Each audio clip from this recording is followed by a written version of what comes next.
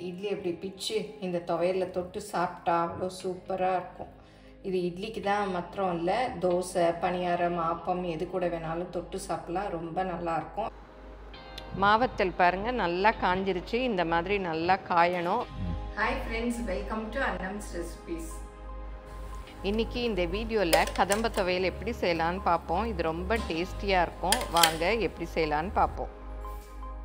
கதம்ப துவையலுக்கு தேவையான பொருள் பார்த்துடலாம். பெரிய வெங்காயம் ஒரு மீடியம் சைஸ் 2, அதே மாதிரி தக்காளியும் ஒரு மீடியம் சைஸ் 2, அப்புறம் கருவேப்பிலை கொஞ்சம், 10 பல்லு பூண்டு, அப்புறம் ஒரு 4 கீத்து தேங்காய், அப்புறம் கொத்தமல்லியில் இந்த மாதிரி தண்டு இருக்கும் பாருங்கள், அதெல்லாம் இந்த துவையலுக்கு போடலாம், நல்லாயிருக்கும்.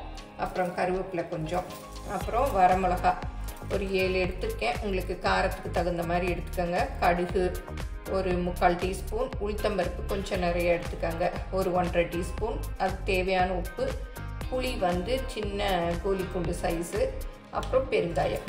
இவ்வளோதான். எங்கள் ப்ராடக்ட்ஸ் எல்லாம் யூடியூப்பில் கமெண்ட்ஸ்க்கு கீழே வந்துட்டுருக்கு. அதில் போய் கிளிக் பண்ணிங்கன்னா அதோட ரேட்டு டீட்டெயில்ஸ் எல்லாமே இருக்கும். அதை கிளிக் பண்ணி நீங்கள் வேணுங்கிற பொருளை ஆர்டர் பண்ணி வாங்கிக்கலாம். இந்த மாதிரி கடாய் வச்சுட்டு ஒரு 1.5 டீஸ்பூன் அளவு எவ்வளோ துவையல் அரைக்கிறீங்களோ அதுக்கு பார்த்து எண்ணெய் ஊற்றிக்கோங்க. இப்போ கடுகு போட்டுடலாம்.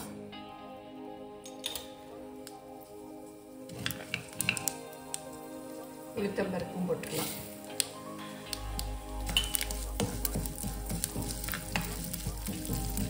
இது நல்லா பொரியட்டும். பெருங்காயமும் போட்டுடலாம். நான் இன்னைக்கு கட்டி பெருங்காயம் தான் போட்டிருக்கேன். ஒரு கட்டியை அப்படியே உடைச்சிட்டு நீங்கள் தூள் பெருங்காயம் போடுறதுனாலும் போட்டுக்கலாம்.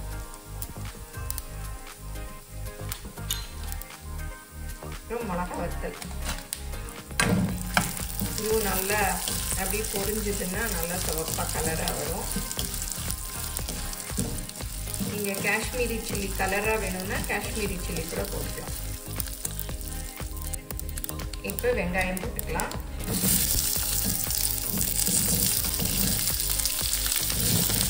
இந்த பூண்டு பல்லு இருக்கு இல்லையா, அதையும் போட்டுக்கலாம். கருவேப்பிலையும் போட்டுக்கலாம்.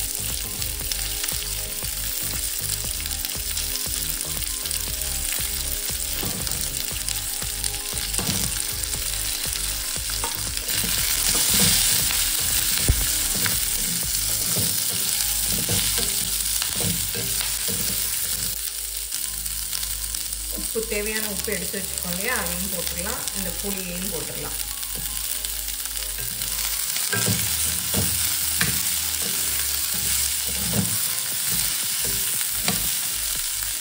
வெங்காயம் கொஞ்சம் வதங்கிடுச்சு, தக்காளியும் போட்டுக்கலாம்.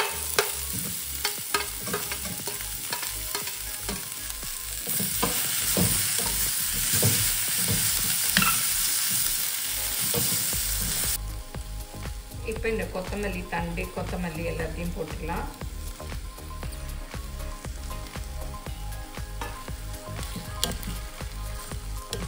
கொத்தமல்லி வந்து ரொம்ப வதங்கணும்னு கூட இல்லை.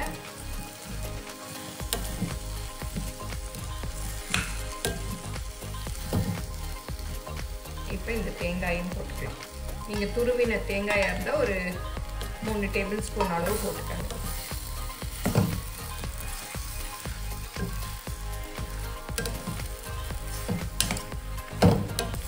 இப்போ நல்லா வதங்கிருச்சு. அடுப்பை ஆஃப் பண்ணிடுறேன். ஆறினதும் அரைச்சிக்கலாம். அப்படியே இட்லியும் ஊற்றி வச்சுக்கலாம். துவையல் வதக்கி வச்சுருக்கோம் இல்லையா, அது ஆறுறதுக்குள்ளே அப்படியே இட்லியும் ஊற்றிக்கலாம்.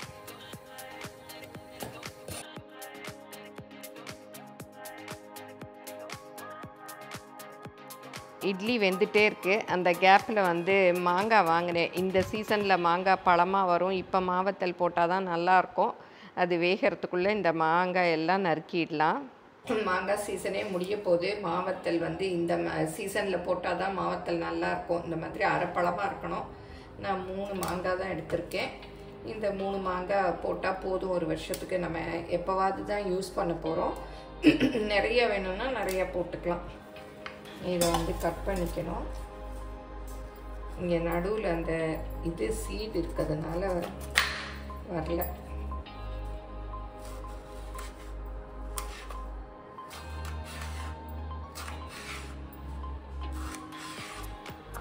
இந்த மாதிரி கட் பண்ணிக்கணும். மாவத்தல் எப்படி போடுறது அப்படிங்கிற வீடியோலாம் டீட்டெயிலாக போட்டிருக்கேன்.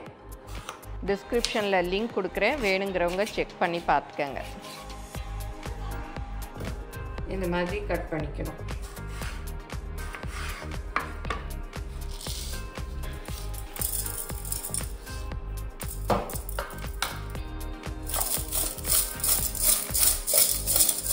இந்த மாதிரி குலுக்கி நைட் ஃபுல்லும் ஊற விட்டுறணும். நாளைக்கு காலையில் எடுத்து காய வைக்கணும்.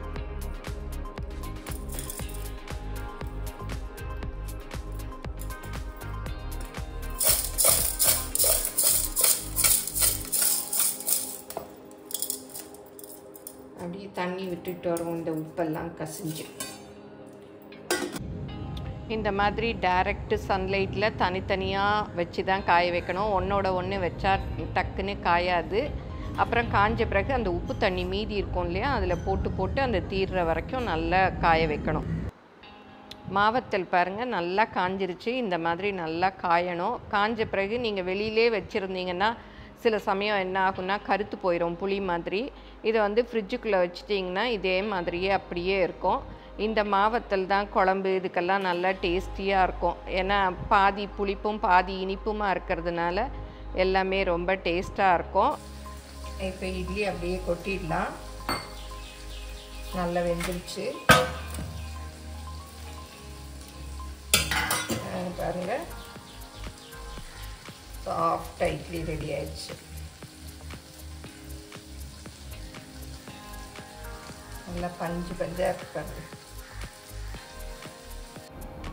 நீங்களும் சுவையாக சமைக்கணுமா? எங்கள் மசாலா பொடிகளை யூஸ் பண்ணி பாருங்கள். அதெல்லாம் வாங்கணுன்னா ஸ்க்ரீனில் வர்ற வெப்சைட்டுக்கும் வாட்ஸ்அப் நம்பருக்கும் போய் ஆர்டர் பண்ணிங்கன்னா நீங்கள் வேணுங்கிறத வாங்கிக்கலாம். இப்போ வதக்கி வச்சோம் இல்லையா, எல்லாமே நல்லா ஆறிடுச்சு. இதை மிக்சியில் போட்டு கரகரப்பாக அரைச்சிக்கலாம்.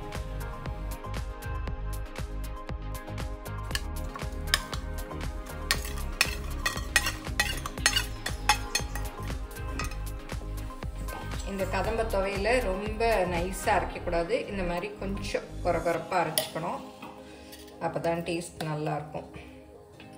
இதில் தாளிச்சுலாம் கொட்ட வேண்டாம். ஃபஸ்ட்டே தாளித்ததுனால அதுவே போதும். வேணும்னா நீங்கள் கடுகு உளுத்தம்பருப்பு தாளித்து கூட கொட்டிக்கலாம்.